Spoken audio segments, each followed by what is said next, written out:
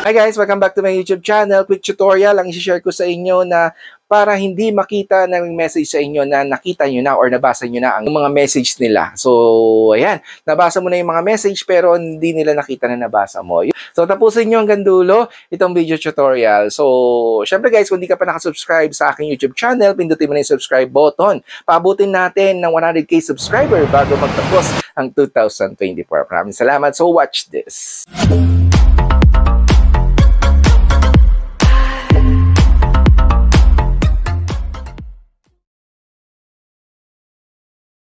So, bago ang lahat, kailangan updated ang ating mga Facebook Messenger. Kung ikaw ay Android, punta tayo sa Play Store. Update natin yan. Kung ikaw ay Apple devices, punta tayo sa App Store. Yan. So, make sure na updated ang ating mga Facebook Messenger para mapasukan ng mga bagong features ng ating mga Facebook Messenger sa ating mga phone. No? Kaya kailangan natin para updated lagi tayo sa mga bagong update ni Facebook Messenger. Yan. So, update lang natin. Once may makita tayong kailangan i-update, update natin sa ating mga devices. So, syempre guys, kung bago ka pa lang dito sa aking YouTube channel, pindutin mo na yung subscribe button. Click mo na ang notification bell para updated ka sa mga future videos natin na ipapalabas katulad nito. So, pabutin natin ng 100k subscriber bago magtapos ang 2024. So, yan.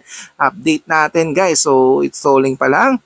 So, make sure update natin ito, guys. So, ituturo ko sa inyo kung paano yan, no, hindi masin ng ating nagpadala ng message natin, no? Kumbaga, pero nabasa mo na yung mga message na pinadala nila. So, ayan, punta tayo dito sa Messenger. Yan, dito sa 3-line. Click natin yan, yung 3-line. Then, sa setting icons, click natin yung setting icon. Yan, so, hanapin natin ito, guys. Scroll natin, hanapin natin itong ayan, privacy and safety. Click natin itong privacy and safety. Then, hanapin natin itong message delivery. So, click natin itong message delivery. So, yan. Sa privacy and settings. So, read receipts. So, show and receipts. So, naka-default, naka-on yan.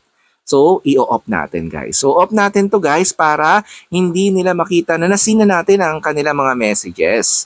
Yan. So, nabasa na pala natin pero hindi nila nakita na nasin na natin ang message nila. So, ganito lang gagawin. Off lang natin itong show read receipts. Ayan. So, off lang natin kasi naka-default yan as on.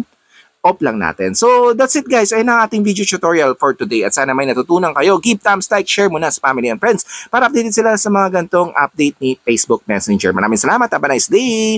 Bye-bye!